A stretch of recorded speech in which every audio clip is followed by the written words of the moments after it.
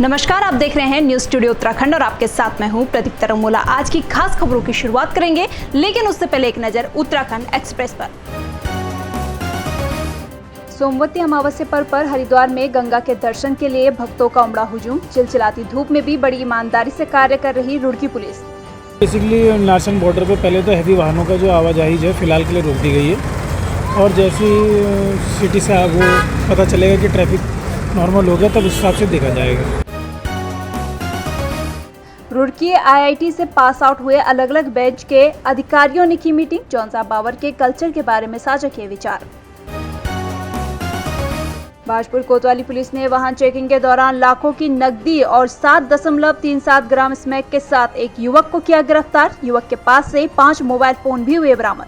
ये लगातार सूचना आ रही थी कि बाजपुर क्षेत्र में कुछ युवक स्मैक वगैरह का धंधा कर रहे हैं, तो इस पर हमारी टीम सतर्क थी और इस पे हम लोग कल शाम जब इसमें चेकिंग की जा रही थी तो चेकिंग के दौरान केशववाला मोड़ से इसमें बब्बू को गिरफ्तार किया गया है। उसके पास से 7.37 ग्राम स्मैक मिली है।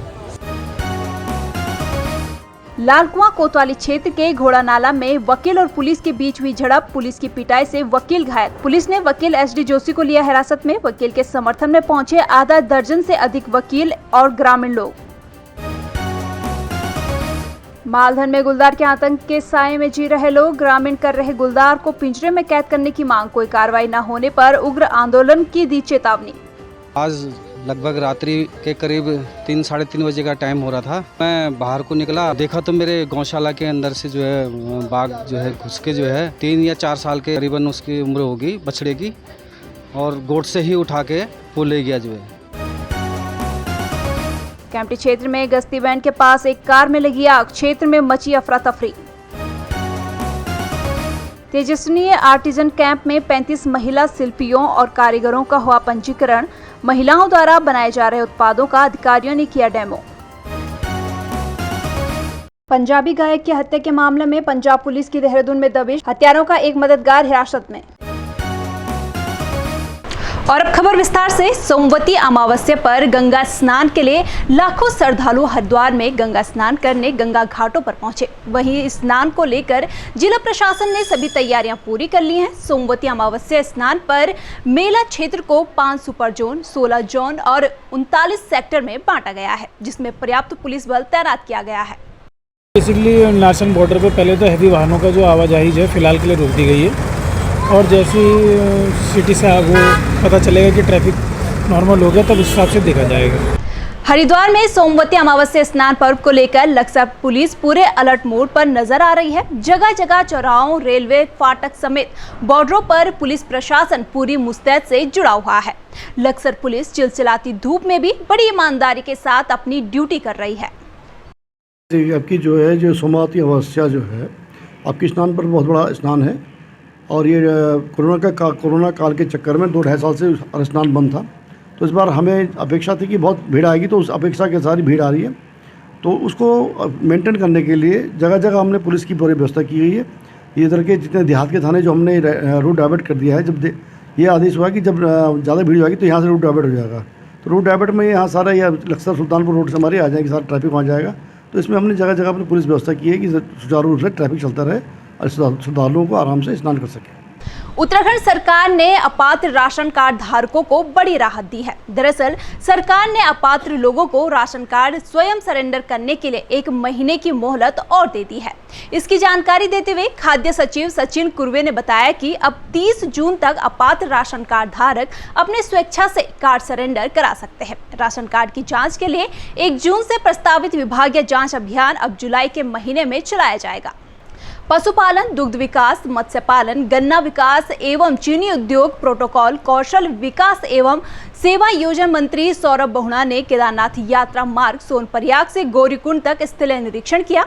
मंत्री ने यात्रा मार्ग में संचालित हो रहे घोड़े खच्चरों के संबंध में संबंधित अधिकारियों एवं घोड़े खच्चर संचालकों से घोड़े खच्चरों का विशेष ध्यान रखने के निर्देश दिए हैं।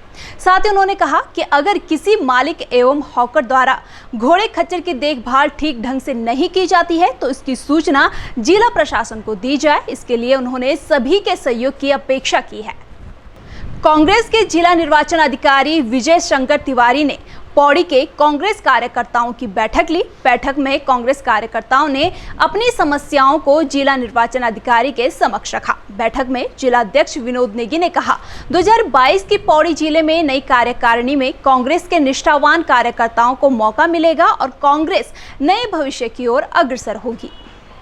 यहाँ पे बहुत ही अच्छे माहौल में बातचीत हुई, बहुत कार्यकर्ताओं में उत्साह देखा गया। हालांकि चुनाव में जिस तरह के नतीजे रहे, जिनकी कल्पना नहीं की थी यहाँ के कांग्रेसी कार्यकर्ताओं ने, उस निराशा से कार्यकर्ता उभर रहा है। और चुनाव प्राधिकरण हर 5 साल में ये इलेक्शन कंडक्ट करवाते हैं। जो ऑर्गेनाइजेशन के इलेक्शन है, इसमें पहले बूथ कमेटियां बनेंगी, हर बूथ पे एक बूथ प्रतिनिधि और बूथ अध्यक्ष बनाए जाएंगे। उसके बाद में ब्लॉक में सदस्य बनेंगे, बीसीसी के ब्लॉक कांग्रेस कमेटी के मेंबर्स बनेंगे, उनमें से फिर ब्लॉक अध्यक्ष और ब्लॉक की कार्यकारिणी बनाई जाएगी, फिर डीसीसी मेंबर बनाए जाएंगे और उसके बाद में जिला अध्यक्ष का निर्वाचन होगा। इसी तरह हर ब्लॉक पे एक पीसीसी प्रदेश कांग्रेस कमेटी सदस्य बनाया जाएगा, जो यहाँ से पीसीसी के अंदर अपनी बात रखेगा और प्रतिनिधित्व करेगा, और एआईसीसी मेंबर। तो ये पूरी चुनाव प्रक्रिया है। भाजपा से पिछड़ा आयोग के अध्यक्ष एवं हरिद्वार के पूर्व जिला अध्यक्ष कल्पना सैनी को राज्यसभा का प्रत्याशी घोषित किया गया है। वहीं प्रत्याशी घोषित होने के बाद उन्हें बधाई देने वालों का तांता लगा हुआ है। हरिद्वार जिले में सैनी समाज को एक बड़ा तोहफा भाजपा की ओर से माना जा रहा है। इस दौरान कल्पना सैनी ने पार्टी का आभार जताया है। मुझे तो जो मेरे यहाँ भाई बैठे भी हैं सब, और लगातार जो उत्साह भरी आवाज़ मुझे अपने संगठन के लोगों की आ रही है, बड़े कार्यकर्ताओं की भी, छोटे कार्यकर्ताओं की भी, वरिष्ठ की भी, पदाधिकारियों की भी, तो उनकी आवाज़ की वो खुशी मुझे यह एहसास करा रही है कि वो कितना गर्व महसूस कर रहे हैं और कितना विश्वास है उन्हें अपनी इस बहन पर। आज प्रथम महिला के रूप में राज्यसभा में भेजा जा रहा है, तो मैं अपने कार्यों को ऐसा रखना चाहूँगी जिससे कि जो है मेरी आने वाली पीढ़ियों में महिलाओं को भी और मेरे क्षेत्र के लोगों को भी के लिए भी मैं उदाहरण बन सकूं। लक्सर कोतवाली पुलिस ने धार्मिक स्थलों पर लाउड स्पीकर की आवाज को सीमित करने के संबंध में क्षेत्र के सभी धर्मों के लोगों के साथ बैठक की है। बैठक में पहुंचे सभी धर्मों से जुड़े लोगों ने माननीय उच्च न्यायालय के आदेशों का स्वागत करते हुए अनुपालन करने की बात कही है। वहीं पुलिस महानिदेशक ने कहा कि माननीय न्यायालय के आदेश का अनुपालन न करने वाले लोगों के खिलाफ वैधानिक कार्रवाई की जाएगी। माननीय उच्च न्यायालय के आदेश के क्रम में डीजीपी उत्तराखंड महोदय के द्वारा एक अभियान चलाया गया है, जिसमें ध्वनि प्रदूषण रोकने के लिए धार्मिक स्थलों से लाउड स्पीकर की आवाज़ कम करने के आदेश दिए गए हैं। इस संबंध में हमने इनको आज बुलाया था और उनको ये एक सलाह दी थी कि भाई माननीय उच्च न्यायालय के नियमों का पालन करें। यदि इसका उच्च न्यायालय के नियमों का पालन नहीं होता तो हम 1 तारीख से हमारा इसमें अभियान चलाया जाएगा, जिसमें विधिक कार्रवाई की जाएगी। कोरोना काल में अनाथ हुए बच्चों को सशक्त बनाने के लिए प्रधानमंत्री नरेंद्र मोदी ने पीएम केयर्स फॉर चिल्ड्रंस योजना के माध्यम से अनाथ बच्चों को फंड ट्रांसफर किया है। जनपद पौड़ी के प्रशांत कुमार को भी पीएम केयर्स फॉर चिल्ड्रंस योजना के तहत फंड ट्रांसफर किया गया है। इस दौरान आकाश ने जिलाधिकारी के साथ बैठक कर प्रधानमंत्री नरेंद्र मोदी के संबोधन को भी सुना। आपको बता दें कि योजना के माध्यम से बच्चों को 10 लाख की एफडी उपलब्ध कराई गई है, जिससे बच्चा 23 वर्ष पूरा होने के बाद निकाल सकता है। कोविड काल के दौरान ऐसे छात्र छात्राएं बच्चे जिनके माता पिता का दोनों का जो है देहांत कोविड काल में हो गया था कोविड के कारणों से, तो उनके सहायता के लिए माननीय प्रधानमंत्री जी के कर कमलों से आज उनको 10 लाख रुपए की धनराशि उनको एफडी के रूप में उपलब्ध कराई गई है और 23 साल की आयु प्राप्त करने पर ये धनराशि उनको 10 लाख की धनराशि पूर्ण रूप से उनको मिल जाएगी।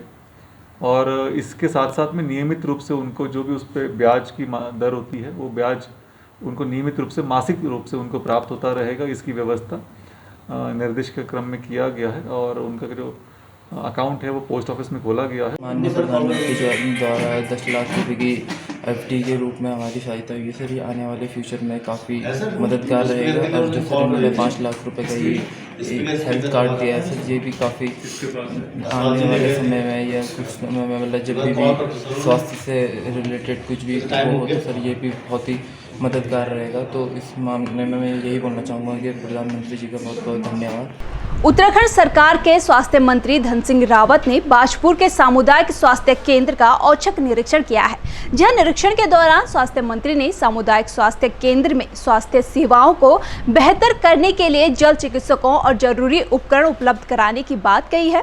आपको बता दें कि बाजपुर का सामुदायिक स्वास्थ्य केंद्र बदहाली के आंसू बहा रहा है, जहां स्वास्थ्य केंद्र में आने वाले मरीजों को बेहतर उपचार दिए जाने की जगह उन्हें मात्र रेफर किया जाता है। अब तक ही नहीं है। बात यह है कि हमको जल्दी यहाँ के हॉस्पिटल में चिकित्सक भेजने हैं और मुझे लगता है कि जब मैं अगले बार यहाँ आऊँगा तब आप कहोगे कि वाकई मंत्री जी जो है हमारे यहाँ, जहाँ देखिए ऐसा है कि रेडियोलॉजिस्ट की बड़ी कमी है पूरे प्रदेश में, और हमने यहाँ तक भी कहा है कि अगर कोई रिटायर्ड रेडियोलॉजिस्ट भी अगर आना चाहता है हमारे यहाँ हॉस्पिटलों में तो हम उसकी नियुक्ति कर सकते हैं। मुझे लगता है कि 40-50 दिन तो मैंने कहा है, हो सकता है उससे जल्दी भी आ जाए। तो हमारा प्रयास रहेगा कि जल्दी से जल्दी हम हॉस्पिटलों में डॉक्टरों की नियुक्ति कर दें। फिलहाल इस बुलेटिन में मेरे साथ इतना ही। बने रहिए न्यूज़ स्टूडियो उत्तराखंड के साथ। नमस्कार।